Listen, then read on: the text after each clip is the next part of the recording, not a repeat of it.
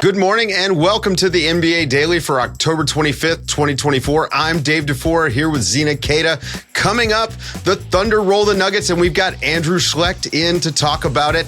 Anthony Edwards hits a couple of game-winning free throws in Sacramento, and we take a look at some of our best and worst first impressions from the first games.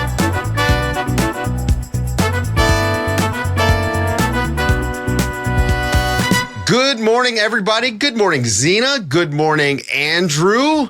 Welcome to the show. The Thunder absolutely crushed the Nuggets. This is a matchup we've been waiting for all summer long.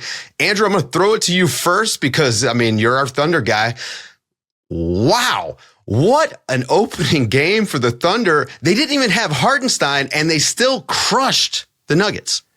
Yeah, this was an exclamation point for the Thunder to start the season. And honestly, Shai was really good tonight. 28 points, 7 boards, 8 assists. He was slithery. He was just dissecting everything. But the thing that stuck out was the improvement of Chet Holmgren. Chet was going to the hoop. He scored 25 points. He had 14 rebounds. I thought his rebounding looked much improved from last season. And then his ability to pass the ball. He had 5 assists. He had 4 blocks. He had like big emphatic moments. He was doing the little things. This is the jump that we kind of expected for the number 2 overall pick in Chet Holmgren in what should be year 3, but this is really year 2 for Chet. With how deep the Thunder are, you just kind of get rid of all concerns rolling through the season, being able to have the bodies to get to a playoff run. But are you at all concerned with the amount of shots being distributed amongst particularly the starting 5? 24 shots for Shai, 18 for Holmgren, 16 for J-Dub. Is there enough shots to go around? So that's an interesting question because the Thunder are actually designed in this way in that they have their big 3, the guys that you mentioned, and then everyone else is really a supporting piece. That's how this team was designed. They are two-way players like Lou Dort, Isaiah Joe, Alex Caruso, Aaron Wiggins, Cason Wallace. The list goes on and on of these two-way players that are there to accentuate the big 3 for the Thunder and to make them better. And that's the way this team is supposed to operate. And so I think that even though they're missing the rest of their bigs, basically. Hartenstein didn't play, Jay Will is out, Kendrick Williams, who played small ball center for them, all out, said no problem. They played a little bit of Ousmane Dieng, and they played a lot of guards tonight. Yeah, Wiggins was great off the bench. He actually 7 of 9. But I want to go back to Chet because I think this is actually hugely important for this season. The Oklahoma City Thunder is everyone's pet pick right now to come out of the West, and they're stacked. And we were thinking they're stacked because they had Hartenstein. All we've been talking about is they got Hartenstein now. They have somebody that can bang with Jokic. Oh, man, you're going to still have Chet out there. They've got the Twin Towers. What we didn't take into account was something we saw tonight. And Andrew, I want your opinion on this because Chet, look, we're going to talk about the jumper as the season goes on. I don't think he's forgotten how to shoot a 3 ball. But the thing that he definitely knows how to do now is put it on the deck. And a couple of times, he just blew past Jokic. Jokic has to guard Chet. That's the thing people aren't thinking about. Yeah, that is the challenge for other bigs and opposing bigs. And what's interesting about this particular Thunder team versus last year is that a lot of times people thought that the way that teams cross-matched was for Josh Giddey, and some of it was for Josh Giddey when they would put bigs on Josh. But a lot of times it was because they didn't know how to match up with Chet. And now that there's nowhere to hide, guys, it presents an interesting problem that we saw on night 1 for the Nuggets in particular. And we're going to see this throughout the league whenever this Thunder team plays, because we won't see him with Hartenstein for a while. And so how teams handle this whenever there really isn't a good place to hide anybody, and also with the improved handle of Chet Holmgren, it's a dangerous weapon now. It's something that he couldn't do a whole lot last year, but you can tell that he was in the lab all summer and really improved his handle. I'm just so curious if this game is an indictment on the Nuggets, because if you're looking at the West, you're thinking these are the top 2 teams. One is going to unseat the other or unseat the Mavs, right, from last year. And now you're looking at Jamal Murray, who had a non-existent game tonight. You're looking at Jokic. I believe there was a stat. This is the 10th time since Jokic has joined the team, the first since 2021, that they've scored under 87 points at home. Like, what does this say about the Nuggets and their future in the very tough West? I mean, I think they got some problems. Look, my biggest takeaway from this game, I think OKC showed us a lot of stuff that we already knew, and it solidified it. And then we saw like a couple of new things, like Chet, taking him off the dribble, Shea shooting all these off the dribble threes, which are going to be massive, especially with the new officiating stuff, because he's going to have to get that 3-point volume up. But my major takeaway is that the Denver Nuggets, Andrew, man, they're in trouble. They've got 4 guys that you can trust, and it depends on how Murray's feeling that night and whether MPJ is deciding to show up at both ends. I mean, that's a problem for a team that has some championship expectations. Yeah, I don't know where they go. I don't know how they solve this, because you look at the starting lineup.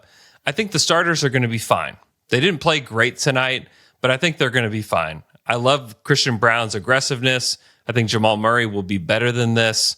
I think MPJ and Aaron Gordon know who they are, and Jokic is Jokic. But then you look at the bench, and it's who can you count on? It was a lot of Russell Westbrook tonight, and I would not be surprised if Russ is gone by Christmas.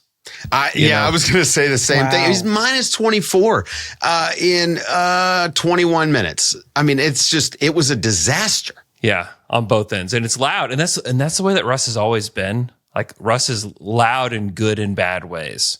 But tonight, it was a lot of bad loudness coming from Russell Westbrook. Yeah, it's not. Zena, when you were watching this, we were talking a little bit about Christian Brown, in our pre-production. They only looked competent with that starting lineup and Christian Brown. It never looked good with any of the other combinations. I'm not going to lie to you. I was holding my breath a little bit on Christian Brown because I knew he needed to be the person that replaced KCP. So I'm looking for threes. I'm looking for kickouts, being in the corner, being set and ready to shoot. But you're right. He was running the floor. He was the one that made them look balanced. He's the one that made them look competent on the offensive end. And it shows you just how much of a presence he was on the bench last year. Like, he was their go-to guy coming off the bench to be able to give some spurt of energy on defense and offense. And now it really does seem like he's within the starting 5. He's making them look solid, and there's nothing else to go to. My hope, Julian Strawther, get in the gym, put some threes up, become a solid presence behind the arc, because they need another boost. Andrew, on the way out, the Thunder best team in the West? It's only been one night, Dave. Okay, look, he's too humble. But I mean, absolutely. You're qualifying it. I can't believe that. They're not at full strength. Right. Yeah. Andrew Schlecht, catch him tomorrow right here. Saturday Slam and Jam, first one on the NBA Daily feed. Thank you, Andrew, for stopping by. Zena and I will be back after the break to hit all the other games from Thursday night.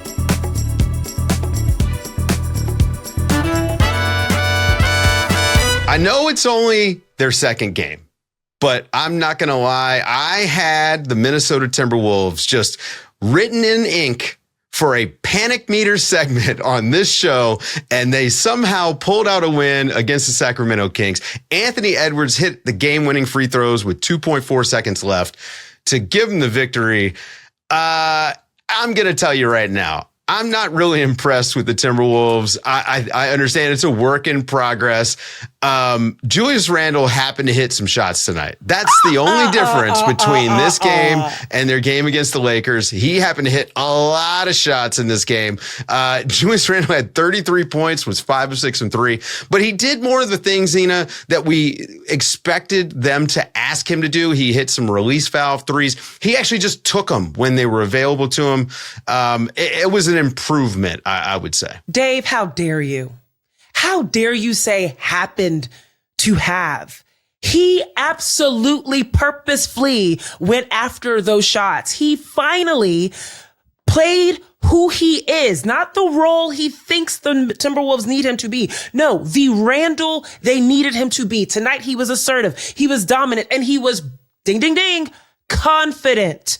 And that's what you did not see the other night. The other night, he was deferring. He was overpassing. He was over dribbling. He was over considerate of his teammates. And tonight it was like, let me focus on what I'm capable of doing. He got to the rim. He was able to shoot 5 of 6 from 3. I mean, he was surreal tonight. And he was the reason that Minnesota was in this game. Now, the person that kept them all the way throughout, Anthony Edwards, another person who played with confidence, played much more free, much more loose, less desperation ball, more I got this ball. You saw his defense influencing his offense. I like this Minnesota Timberwolves team. I think there are still kinks to be worked out, especially when you consider the most productive lineup tonight only played 4 minutes. And that was with Julius Randle off the court. That was with Naz Reid, Anthony Edwards, Dante DiVincenzo, Alexander Walker, and Rudy Gobert. They're going to have to figure out, does Julius Randle come off the bench, add another spurt in the second unit? Do they play off of each other in terms of Edwards and Randle? We don't know. But you are not going to disrespect Randle after that performance. I'll tell you right now, I think Naz Reid is starting by Christmas, and they have got to find a way to get some defense on that bench unit with Randle and Naz Reid, because it's a layup line right now. For the Kings, look, we thought close games, the Kings were going to own those because they have De'Aaron Fox and DeMar DeRozan. Those two were 2 of 11 in the fourth quarter. So, early season, I'm not going to make any sort of sweeping judgments, but it didn't work out in their first close game. And that was a little bit of a surprise to me, Zena. I mean, they went possessions where they didn't touch the ball. It was very uncharacteristic. I mean, you think clutch player of the year, you think DeRozan, you think Fox, and you think Steph Curry. Like those three are the kind of the Mount Rushmore of clutch player of the year. All I know is I've seen the tapes. I'm sure you've seen the tapes. Mike Brown? I do not want to be the Kings in practice tomorrow. Yeah, it's not going to be a lot of fun. I hope he rode he's riding his motorcycle to practice, so he's in a good mood. We got to move to the Dallas Mavericks and the Spurs. Victor Wembanyama versus Luka Doncic. Look, this went about the way you would expect. The Spurs are not a good basketball team. The Mavericks were just in the finals and maybe got better. I want to start with the play of the game, probably the play of the season so far. Luka Doncic is dribbling in transition, and he's got Victor Wembanyama on his shoulder and Chris Paul behind him, just trying to swat the ball away. He drives through the lane down underneath the basket, and I don't even know how he sees his teammate in the corner. He flips a crazy, just no look, over the shoulder pass that somehow goes through Victor Wembanyama's arms directly to the 3-point shooter, who, of course, because basketball matters and basketball spirit matters, nails the shot. Here's the call on that, which in the moment, I lost my mind. It's the rebound, leading the break. Paul nipping at his heels. Outside, what a pass, Washington. Oh, that was beautiful. There's 2 things to this play. Number 1, the magic of Luka. His court vision is unmatched. Number 2, the magic of chemistry. This team has been playing together for a very long time, and the Dallas Mavericks are so disciplined with their spacing. Luka knew someone would be running that lane. He knew that they would be in position to hit a 3, and that just comes from being a team that has been together for a while. PJ Washington knows to run that lane. It was beautiful. It was magic. Shout out to PJ Washington, because we wouldn't be talking about that pass as much if he hadn't hit the 3. And I'll tell you right now, even though it was PJ Washington, I forgot it was PJ Washington because I was so focused on the pass. Another guy made his debut with the Mavericks, Klay Thompson. He looked great. And I spent the whole summer talking about how, Klay Thompson doesn't play defense. So of course, 3 steals in this game. He had 2 steals before he even hit his first 3-pointer. I mean, he just came out. He was more active than I expected. Physically looked pretty good. Zena, you've watched him close up for years. What did you think about Klay's performance? I thought every single person that thought that he has disintegrated into some sort of washed up old guy that can only shoot 3s and has to spot up in a corner, I'm so happy he proved them all wrong. He was active. He was eager. He was bought in. He was cutting into the paint, even when he had nothing to do with the action. I mean, this is almost a regenerated Klay Thompson. I don't know what kind of, stem cell thing he might have done in the off season but he looked great, and it was fun to watch him have fun. He didn't even know that he hit the record of most threes by a Mavericks in a franchise record. He was excited when Allie LaForce let him know that, and it brought a smile to my face because he needed that, and so I'm happy he got it. I don't know if Klay Thompson knows where Costa Rica is on the map, so I'm not sure about the stem cells. And I'll say this, it's opening week and maybe even game one, because I got 5 text messages tonight telling me that Jordan Poole might be back. 5 threes in the first quarter for Jordan Poole. After the break, we're going to talk about our best and worst first impressions from the opening games.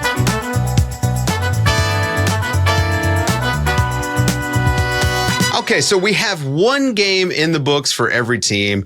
We've seen a lot of people in their new places, although we know injuries have kept a lot of guys from showing up. Zena, what is your best or worst? I'll let you pick whether you want to start on a positive foot or whether you want to end on a positive. I don't know how you feel this morning. I'm always going to try and stay positive. So I'm going to start with my worst first impression, but only because I know they'll get better, because we've seen this before, and that's Jonathan Kuminga coming out of the Warriors. Of course, extension did not get signed. The rookie extension didn't get signed. He's going to play with the focus of getting some money this season, and it was not the way that you wanted to show up. Absolutely just, again, non-existent for the Warriors. He bummed me out. Yeah. He bummed me out. He looked like he didn't know where to be on the floor. He didn't know his assignments, which is the complete opposite of what we saw during the preseason. So that is why I feel good. I'm going to reserve my judgment, but it was a bad first impression.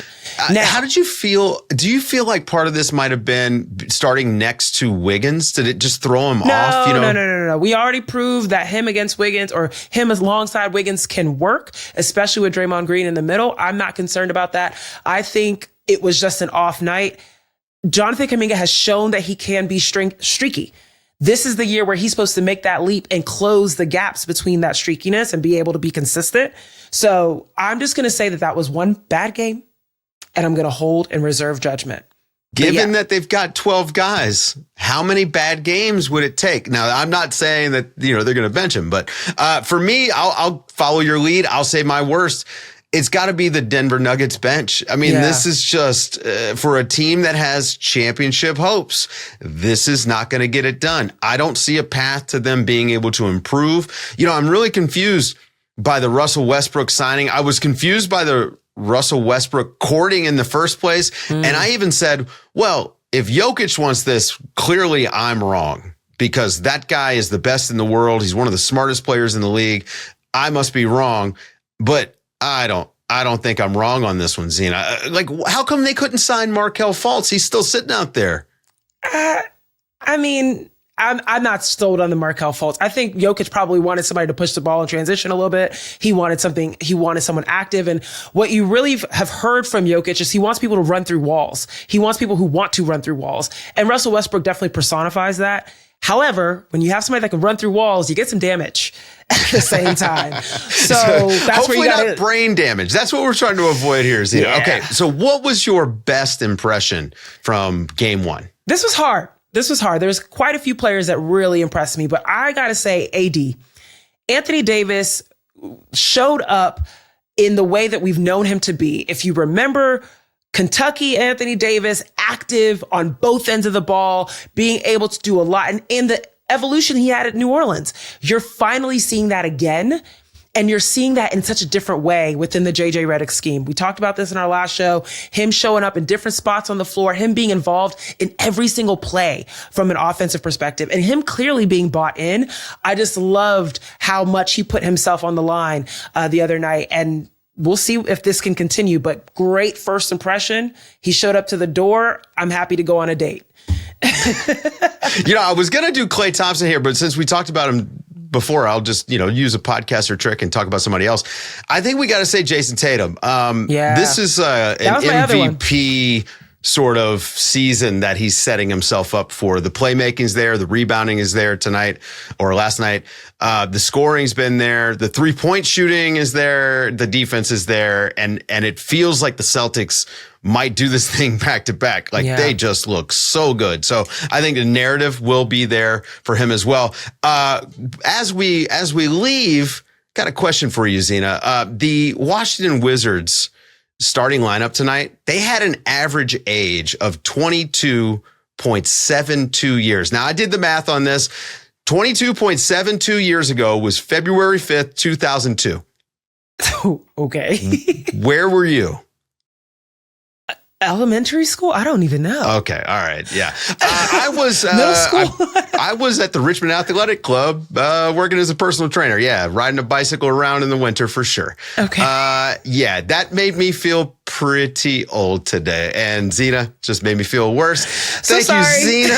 Thank you guys for listening. That's going to do it for today's show, folks. Don't forget to shoot us those emails at nbadaily@theathletic.com. Keep them coming in. I'm reading every single one of them. Don't forget to subscribe to The Bounce. My guy, Zach Harper, keeps it locked down every single morning over there.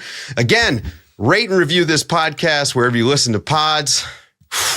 Man, it's been a nice week. Catch you guys next Monday with Zena and S again. Don't forget Saturday Slam and Jam coming up tomorrow. Thank you guys for waking up with us. This has been the NBA Daily.